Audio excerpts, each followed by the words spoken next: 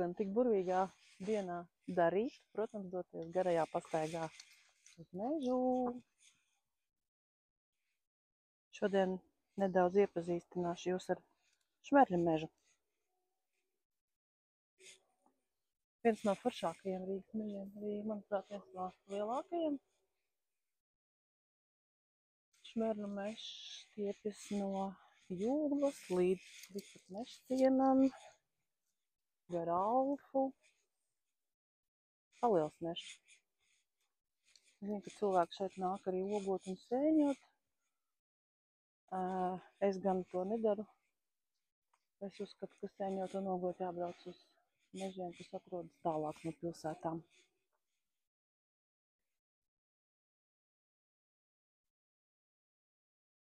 Šis mežs ir bijis tāds zināms arī ar to, ka pirmkārt šeit agrāk notika dažādas slēpošanas sacensības ziemā. Un šajā mežā bija savs mežsargs. Un te mēs varam redzēt to, kas ir palicis pāri no mežsarga mājas. Mežsargs sen jau vairs nedzīvo un meža pārvalde jau Rīgas meži. Bet te bija gan viņa dārs, vēl te var redzēt ābeles. Bet, diemžēl, no mājas ir palicis tas, kas ir palicis. Un šeit, starp citu, tagad, kur ir viss aizaudzis ar krūmājiem, bija tāda paliela pļava. Un no skolas mums šeit bija jānāk slēpot, par cik es mācījos Jūglas vidusskolā. Tad šeit mums bija tāds tā kā slēpošanas stadions. Protams, slēpojām arī tālāk mežā iekšā, bet šeit bija tāda tā kā bāzīte. Ar ko man patīk šis mežs? It īpaši tagad pēc pameža tīrīšanas tas ir kļuvis tāds tā kā parks. Forši. Spīd forši gaisma cauri. Var redzēt uz priekšu labu gabaliņu. Šeit ir ierīkotas arī tādas atpūtas vietas.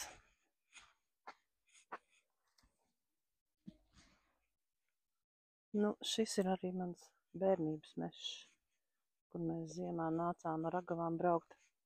Manuprāt, vienreiz pat ar slavam slēpēm. Es te biju, bet diezko man nepatika, jo jānes augšā kalnā jānes slēpes pašam, te nebija pacēlāji.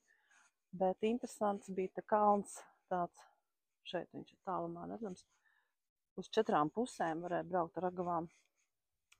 Un tad es jums parādīšu vienu zīmīgu priedi. Nu tātad šis ir viena no kalna 4 nogāzēm. Mēs ar manu papu atnākuši bijām braukt ar ragaviņām.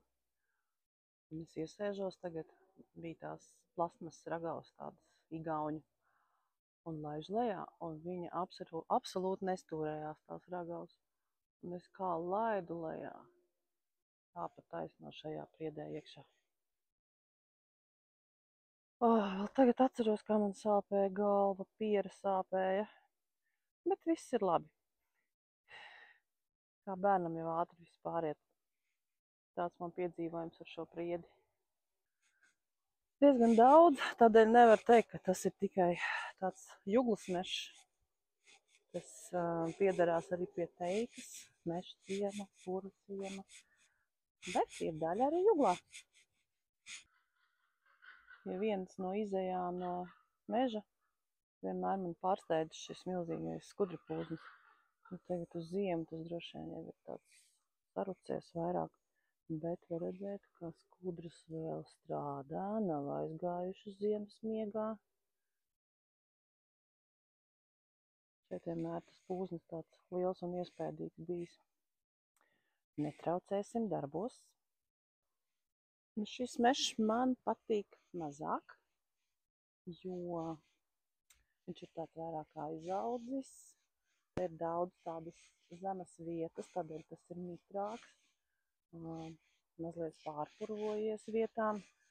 Viņš tāds bišķi briesmīgāks mežs nekā Šmerļa. Taču es atceros skolas laikā, kad es vasarā strādāju saimniecībā Rīga. Tādu par šo taciņu varēja ļoti labi nokļūt uz trolejbusu, 14. trolejbusu, un tad varēja doties uz meža ciemu. Maniem vecākiem gan tas nepatika, ka es dodos cauri mežam, bet tas bija īsākais ceļš. Šim mežam cauri tek Piķurga. Upīte, tāda aizaugusi, patiešām varētu teikt, ka tā ir urga. Pēc vasaras vētras, te arī, protams, ir sakrituši koki, nav vēl novākti, tādēļ izskatās daudz draudīgāk. Jā, nu šis mežs tāds aizaudzis.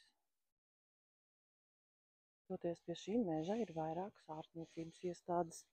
Viena no tām ir Austrum slimnīca, jeb Gaļezers, kā mēs to pazīstam, kā arī bērnu slimnīcas filiāli.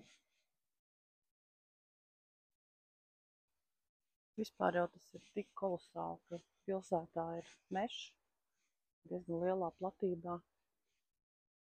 Tas ļauj cilvēkiem gan šeit pavadīt brīvo laiku, gan arī vairāk svaiga gaisa, ir forši dzīvot Juglā. Nu, ejot mājās, no mežiem nevarēja paiet garām ezeram, kur, burtiski dažu dienu laikā atlidojuši gulbi. Parasti viņi te ir visu vasaru, bet tagad viņi uz rudeni atlidojuši, un kur ir mazais jaunulis. Ārprāt, cik tu esi skaists.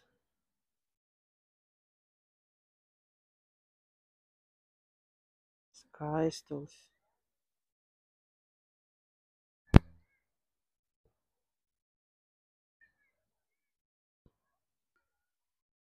Cik foršs mums tas oktobrs. Cilvēki vēl sauļojās. Gulbītis arī ir atpeldējis krastā.